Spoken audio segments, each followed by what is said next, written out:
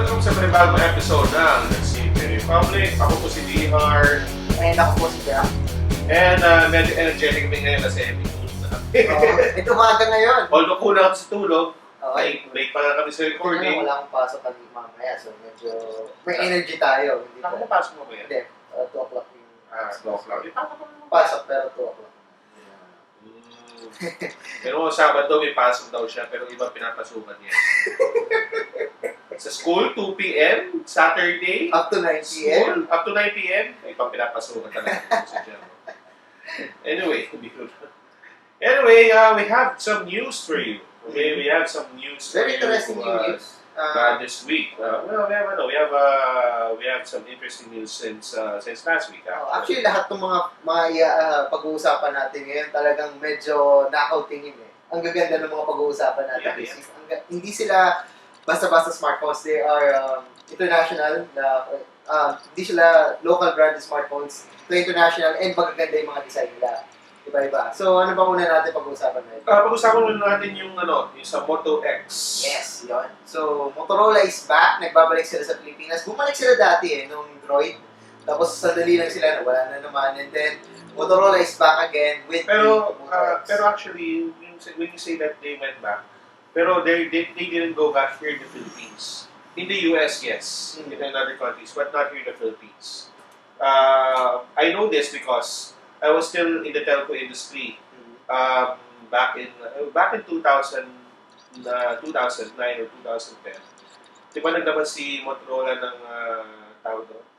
Ng Android nila? Yes, Droids. Droid, di ba? Droid series. But that was available in the US. Although sa amin mga nagpasok dito, pero these are not really official units that were Gray sold. markets. Yeah. Pero meron kiosk ako nakita dati. Maybe that's the... No, they don't. Wala na Motorola ng time. Wala na. Wala na. I know this because we were supposed to sell Motorola in 2009. And yun yung pawala na yung Motorola sa Philippines. So, nobody selling Motorola ng time na yun. But, lo and behold, biglang nagpakita na parang na Motorola. And we didn't, there was an event actually last week. We were not able, well, unfortunately, we were not invited.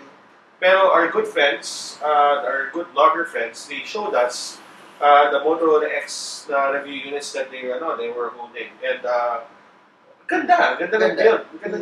You know, actually maganda naman reputation ng Motorola when it comes to build. Okay? For how many years? Even the ganito pang kakapal na po. Right, yung mga analog phones ng 1990s, even a pager. Alam mo, there was one time, nahulog ako sa hagdanan sa school. And nahulog ang pager ko. Ilang hagdanan yung dinaanan ng pager. Itong mga kaklase ko nung college, imbes na ako tulungan, tinulong nila yung pager sa buti sa Motorola. Ginamit nila yung commercial because that's the commercial ng Motorola. That's the durability of their devices. And it's a good sign upon what we saw. Ganda the build quality. But it's not just about the build quality, guys. It's also about the software. Okay? Because the software, wala siyang special software. It's all vanilla. Ang sarap niya gamitin.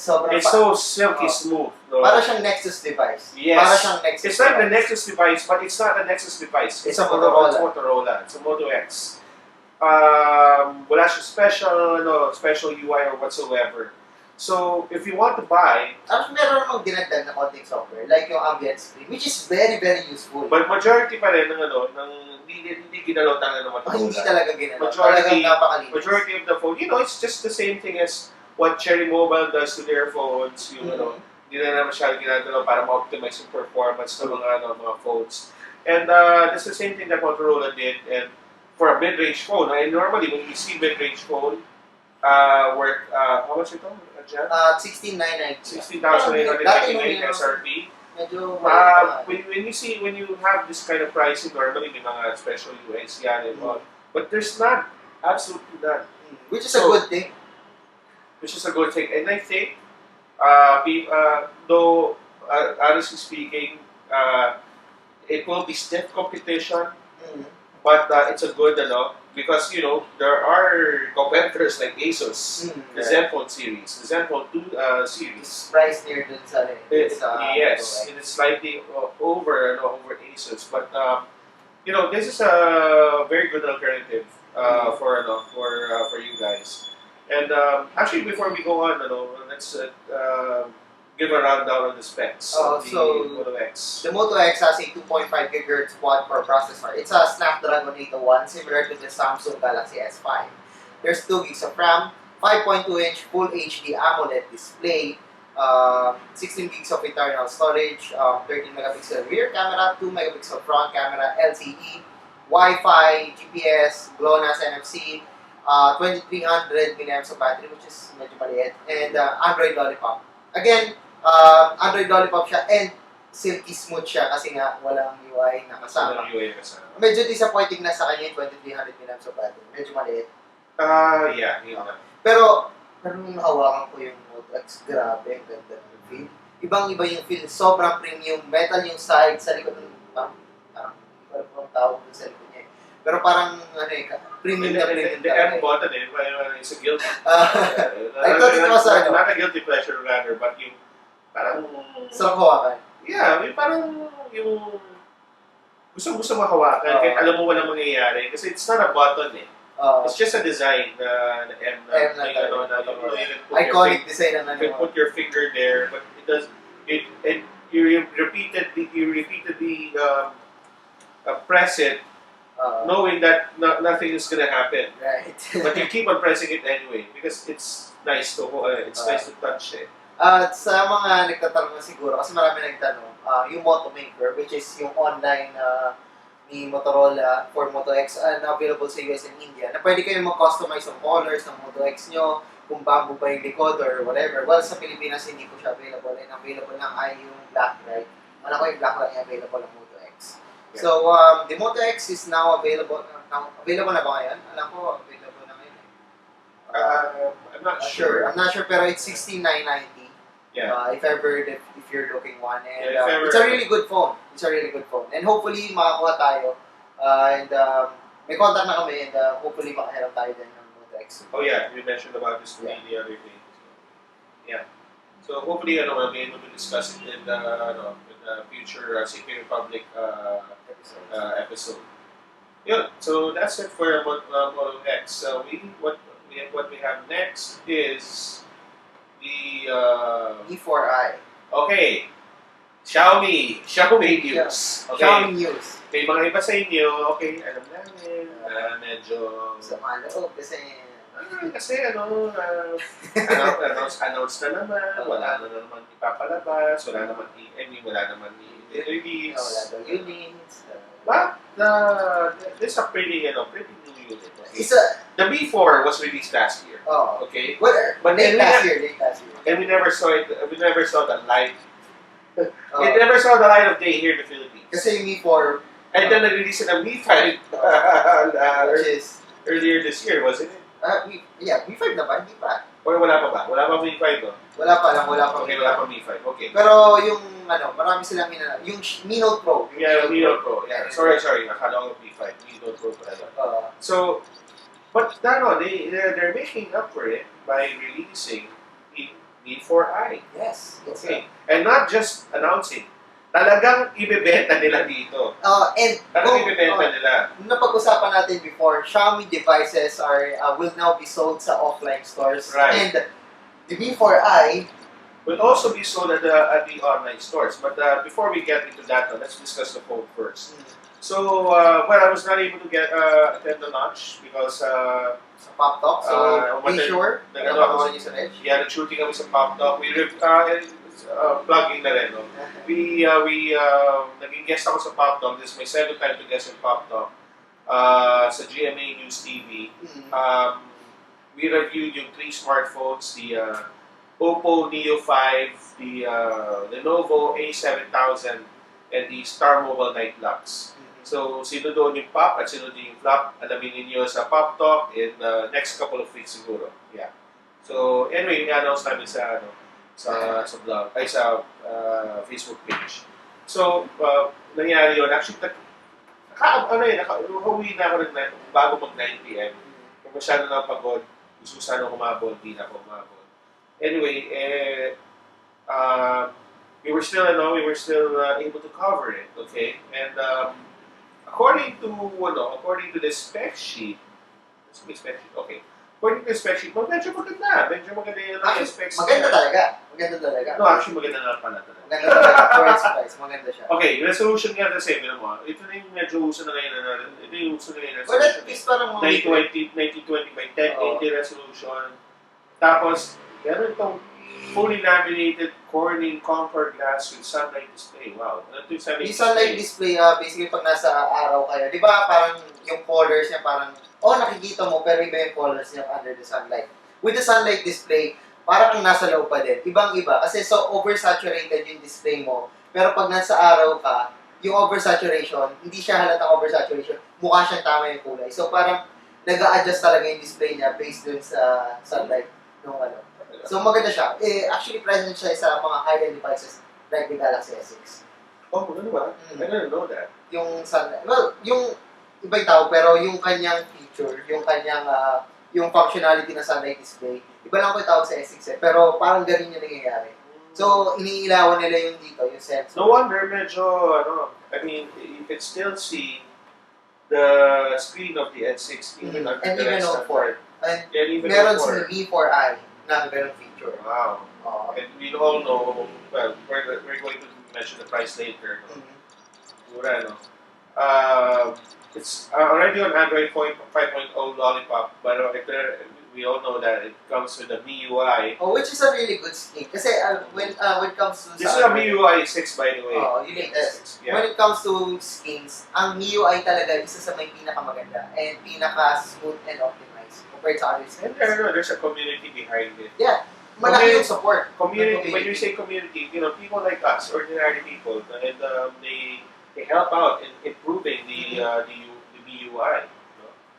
Tapos, GPU niya is Adreno 405, RAM is 2K, before the RAM, CPU niya is 1.7 GHz Snapdragon 650, 64-bit octa-core processor, so optimized na pala ito, dahil octa-core, 64-bit na, Lollipop pa. And second generation to, so hindi kayo mag-aalala sa overheats and problems, kasi mga first generation daw niyan, nagkameron ng mga problema. One is the second gen, so huwag kayo mag-alala regarding that. Internal storage is 16 gig, RAM is 2 gigs, camera is a 30 megapixel Sony and Samsung. I'm not sure din, pero medyo magulit din yun. May Sony na may Samsung. So, there are units, there are varied units. So, parang isa S6 na may Sony may Samsung. Right. So, Sony or Samsung rear camera with 5-element lens, 2.0 aperture and 2-tone flash, 5 megapixel camera with 5-element lens, 1.8 aperture and 80-degree wide angle lens. So, ibig sabihin, we can do wide angle selfies, groupies actually. So this one comes with LTE, Wi-Fi, Bluetooth 4.1, and GLONASS. Dual micro SIM. Battery is 3,120 mAh. Malaki actually yung manipis yung smartphone, pero malaking battery, nagulat ako. Hindi ko na-expect na meron siya 3,120 mAh sa battery sa ganong kalibres and ganong ka-sleep. Right. And ito yung price. So ganitong specs, kung hindi to Xiaomi, magkano to? Siguro 50, mga ganun, or more than, right? More than, right? Twice, actually. At least twice yung price. But because this is Xiaomi, they have partners with different manufacturers, different OEMs. So price is only 9,799. Affordable. Sobrang affordable. No. It's affordable, yes. Nagulat niya ako. It's affordable, yes. Pero ito di ba, we mentioned na tawag dito, nawala ako. We mentioned na the stores nila. Pero so kahit na may stores, ito pa naman retail price. Parehas lang yung online store na price and yung retail price niya. How are they able to do that? Galing ni Xiaomi. Actually, when it comes to sales strategy ni Xiaomi. Sobrang galing nila. Nowadays, They were managed to make a smartphone na mayroong high-end specs with a very so low kahit na price. retail, no?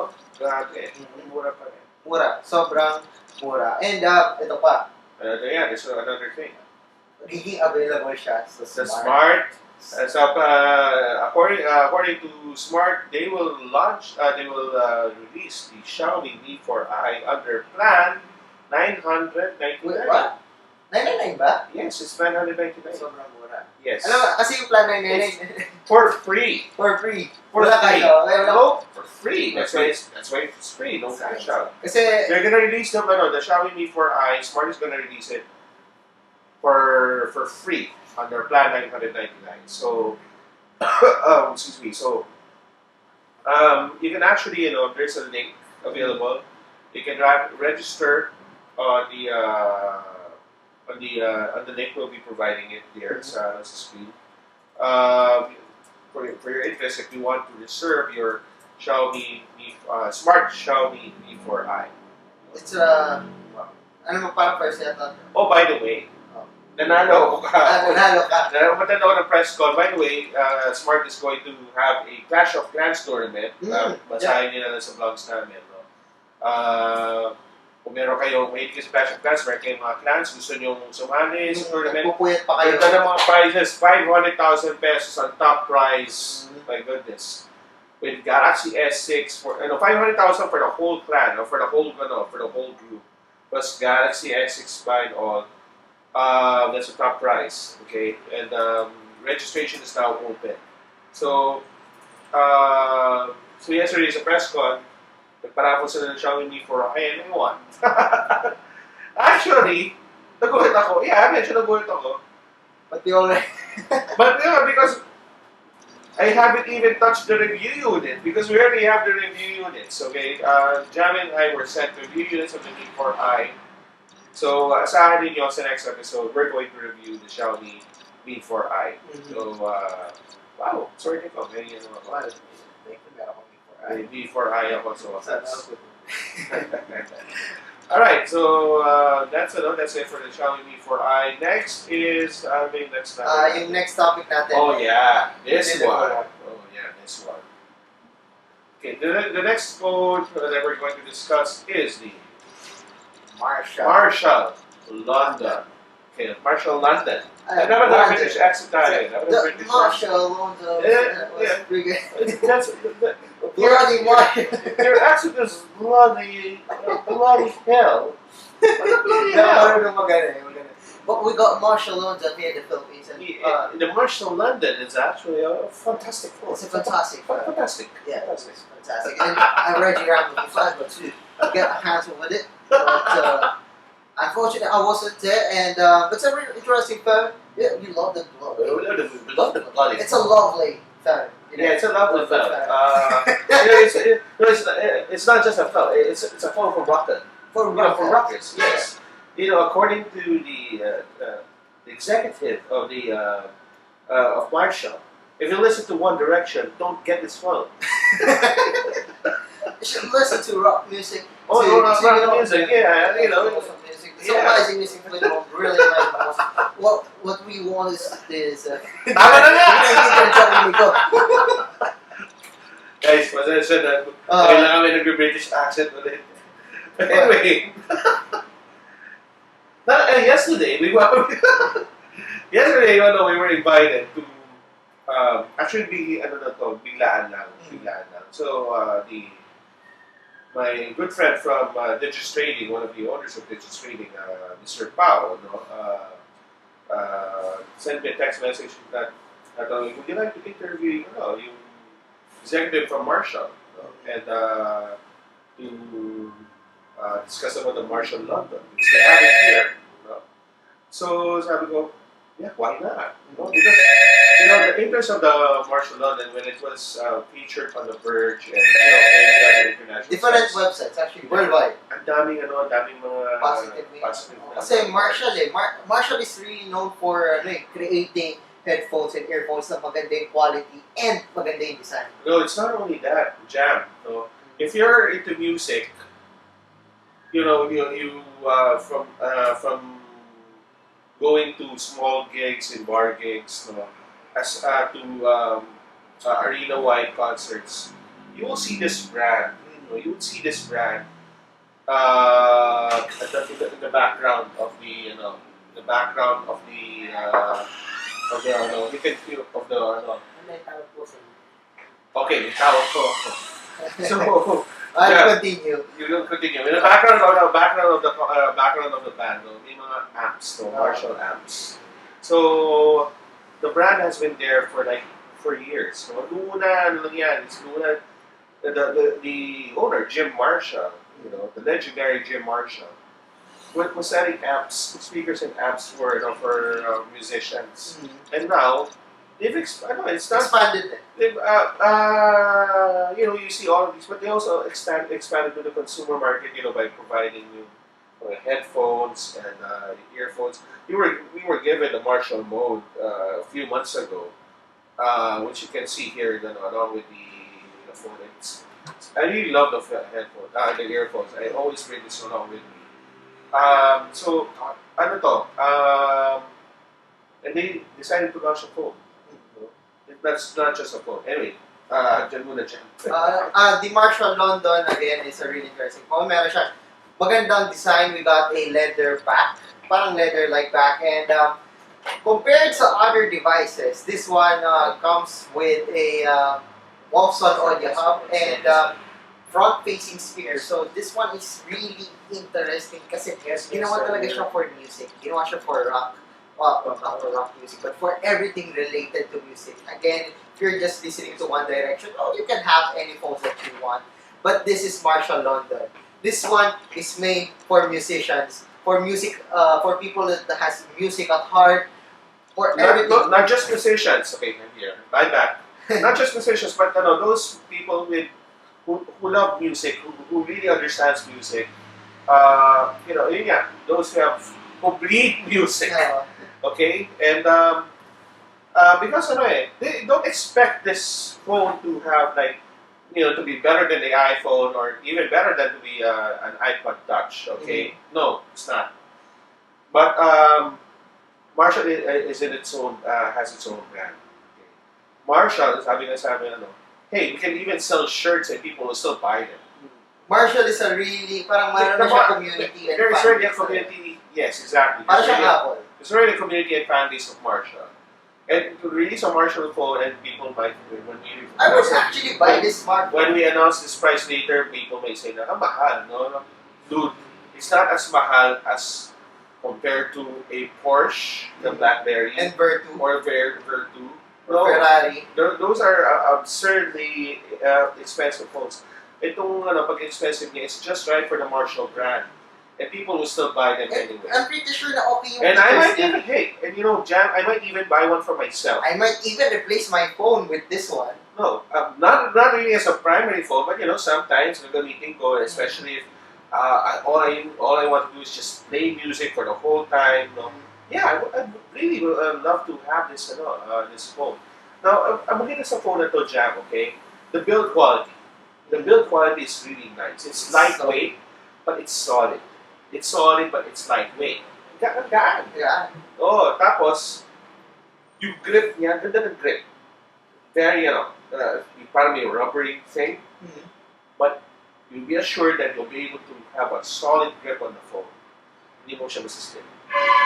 Dahil siya matibay, it has real grass tree on the screen. And sabi pa nga sa amin, kahit ihalos ko to, okay lang yan. Matibay talaga. Matibay talaga. Tapos, you will notice on on top of the phone, there are two headphone jacks. Yeah, that's sinadya nila yun. Because you can, they can listen to two people can listen to the same music at the same time. So they Again, this smartphone is made for if they want to listen to it privately, then one would plug in his headphone and another would plug in his for sharing talaga, music For sharing. sharing, for music Kasi sharing. gano'n naman tayo if you want parang The button at the center is the dedicated music button. You instantly press it, it will recognize whatever music you're listening, or whatever music app you're listening. So if you're listening to Deezer, it will automatically recognize that you're using Deezer. It's a universal app. Galing na Magaling yung software nila. Yeah, but it's not just that, yeah. This is also a musician's phone. You know why? With the help of third-party apps or third-party, well, actually they have a built-in app. But with the help of third-party hardware, you'll be able to plug in your electric guitar and do a recording. Electric guitar? Yes. Wow. So I never thought it's possible, but sabi niya, yeah, it's possible. What? Kasi I already debunked this idea. I already thought of this idea, and I know nobody has done it before. Heck, yesterday morning, I was talking with my friend from LA, and sabi may ganun. Sabi, nah, it's not gonna happen. Napahiya ako. No, it can be done. Holy shit! Sabi ko ganun.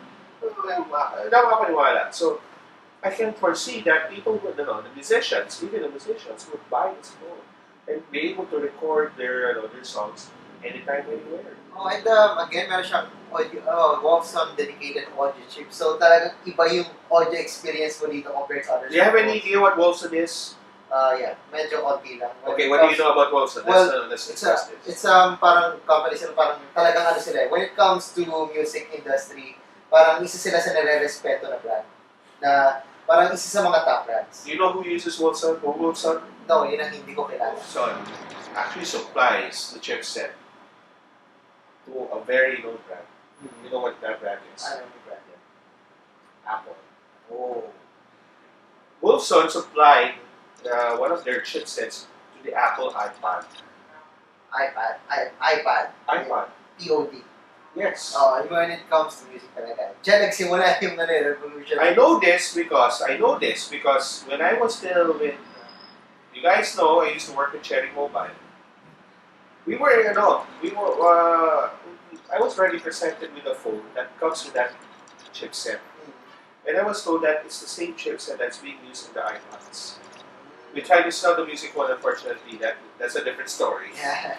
But that's how I heard that Wolfson, it's a very reputable chipset for Audio. music. I tested it myself. The phone that we were selling before was amounting to 4,999 yen. A feature phone, okay? It's a feature phone. But the sound quality beats the hell out of even the MTK power chipsets ng Android. Talaga? The sound quality. Iba talaga yung Iba talaga.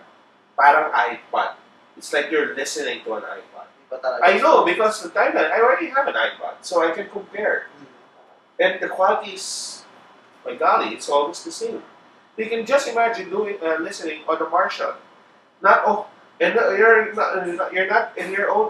only going to listen it on a Marshall with an ordinary pair of headphones. No, you're not, because it comes in the package. It will come with a pair of Marshall Mode earphones, which has an SRP of 3,000 plus. 3,000 plus. Yeah, because it's the same pair of earphones that I already have, and that's the same amount.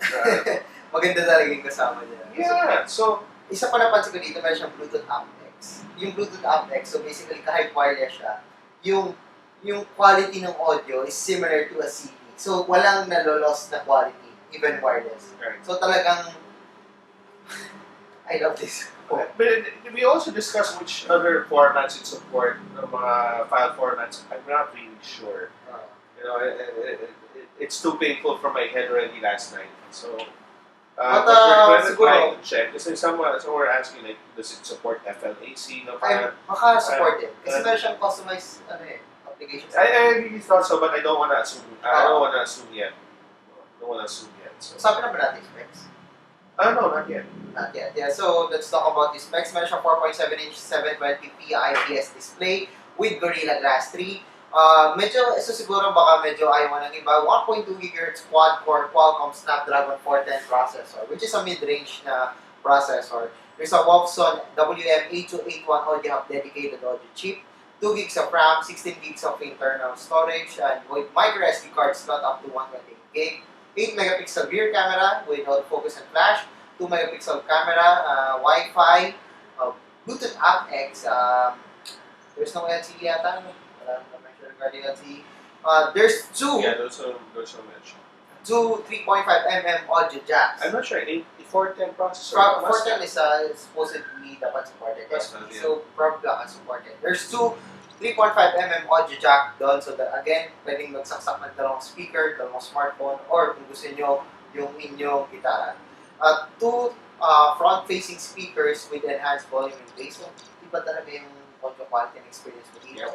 It's powered by Android 5.0 Lollipop with, of course, medyo makasama applications and konting dagdag sa software.